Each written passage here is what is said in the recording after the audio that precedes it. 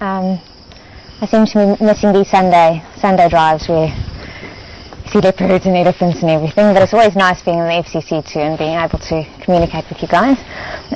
Just want to apologise before we get going. There were so many questions on the elephants and Cruella. We just couldn't, get them through. Firstly, my frustration having to cut away from a leopard to the waterhole was a bit bad, and then also just trying to get all the questions through with a bad signal was, we just couldn't get them all through. But when we do get a stage on a drive somewhere, maybe it pops into our heads, or we'll go back to the inbox and we'll always try and touch on them again, but always just feel free to send them in. Yeah, just ask again. If it's a question that you really had in the front of your mind, just ask it when you're on drive next time. It was a very interesting drive in that sense. In a way, I mean, not quite in the same way, obviously, but in a way, Lishan, it reminded me of the first walk we had, which you weren't here at the time yet, but you've certainly seen the footage from it. It was almost like, and that's one of the joys or the beauties of live that we've been talking about a lot, and I'm going to try not to get sidetracked into it too much now, but is that anything that is part of the experience is part of it. In other words, obviously, when we're all looking at a leopard together, it's brilliant, because we all like looking at leopard. I don't think I need to stress that fact. But if the signal jumps, or the sound breaks, or the tire goes flat, or the power goes down, or whatever, the director might be sitting in the final control and the kingfisher flies straight into the window. Anything that happens is part of it, and that's a great thing. Earlier I said that what we do is unique in many ways. It really is. I've thought about it a lot. I don't come from a long television background. I only became comfortable with cameras as well once I was at Wild Earth and started learning more about it. But my point is that what we do is extremely open and honest, and that is extremely freeing in the sense that, I don't have to remember what I do or say. If I'm not sure about something, I just say, hey, I'm not sure. I don't know exactly, how many toes does a gama have when it's climbing a tree. But also it opens up the whole aspect of the experience. We're not trying to hide the fact that sometimes the batteries do go flat, or sometimes the signal is bad, or the sound does break up, or any of those things. And then as soon as it becomes part of the experience, it just becomes almost fun. So today was a great challenge for us. It was a great learning curve for all of us. The fact is we had a leopard.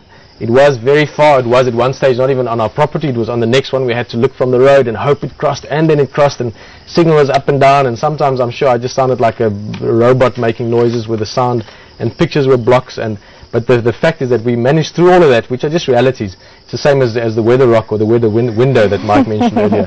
Those are things that are there. So we could say, oh well, signal is difficult and we can't show it to you properly. We're going to go and not look at the leopard, or we're going to say, we're going to do our best. We're going to almost wish for signal to be better. Whenever I stopped, I tried to look and make sure that at least there's a bit of a, no tree in front of the antenna, so that hopefully the signal can just get through that little bit better. And Alicia was trying to really help us with everything she could do from this side, and everyone sitting on the drive, everyone that's sitting with us around the fire now, really senses that as well. And that is one of the great joys or fun aspects of what we do. Now again, I'm sure if it was done in a different way, and if we maybe came from a different, almost historical background of what Wild Earth has done up to now, that could be a big frustration.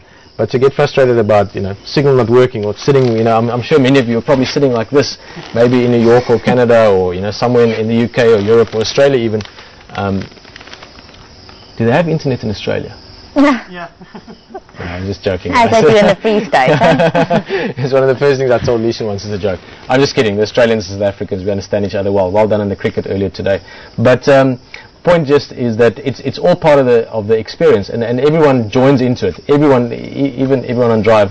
And the more you understand about it, and that's why it's good sometimes to explain it a bit afterwards and talk about it, is that within everything that's possible, keeping in mind that we are sitting in the middle of the bush, and that we are in the southern area of Africa, and we are live at the moment. What we say now is happening right at the moment.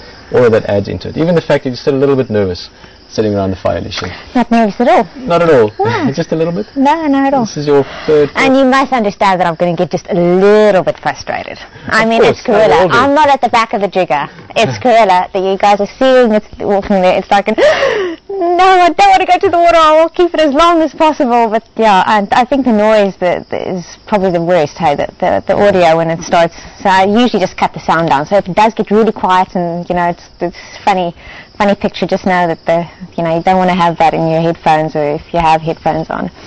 But yeah, it was another exciting drive. Experience. Yeah, it was awesome, and lots of interaction as well. We also large number of people. That's been one of the exciting things. Just so many more people joining. And Lishan, I just had to say, sorry, and it's not just because of who we are to each other, but you look fantastic. Oh, thank you very much. So do you, hey? I think I'm going to get embarrassed and shy. Yeah. But, you know, the feminine touch that Graham mentioned in the beginning is fantastic around camp.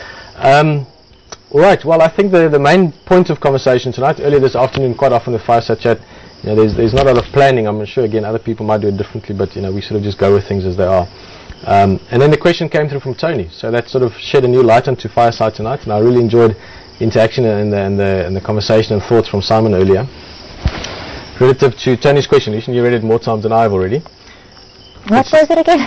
It is, can you dance for us around the fire, please? Not just yet. Okay, I've got the move, I'm practicing it. Yeah, it's as I'm practicing my hippo call. Yeah. These are all things that's that going to happen soon, eh? Oh, yeah. No, it will. Yeah. As soon as I've got it down. Basically, his question was, let me just see if I can get it into one proper sentence now. Has your time, and you're the most recent addition at the team, you know, Pete and Simon have both been here about the same time now. It's about 3 or 4 months. Actually, Herman is not here tonight. He's had to go through to NAS, but he'll be back tomorrow. But has your time here at Wild Earth changed in any way? Has the environment been interesting to you? And what would you have around camp to make it more comfortable? Okay. Well, 1, 2, and 3. Number 1, my time here, how has it changed me? As with Simon, you've got to get used to living in a live space. When I say that, it isn't just living in a live space with you guys now, at this moment, it is literally, we you know, if it was during the day when we were just looking at the waterhole and something happened, you know, we saw a leopard, you know, we're all so excited about this environment too, that we would all go racing off and, you know, just link it to you. So it's a bit different, you know, just not really ever being away from work. You are away from work, but I mean, yeah, it's... Are you? Well, that's why I don't look at this as work. I never work. I'm just, you know, it's all part of the same thing. Sorry, I interrupted you. Keep going. How has it changed me otherwise? Well, it's obviously all different. It's cameras, it's FCC, it's no more labs and microscopes and the students and so on.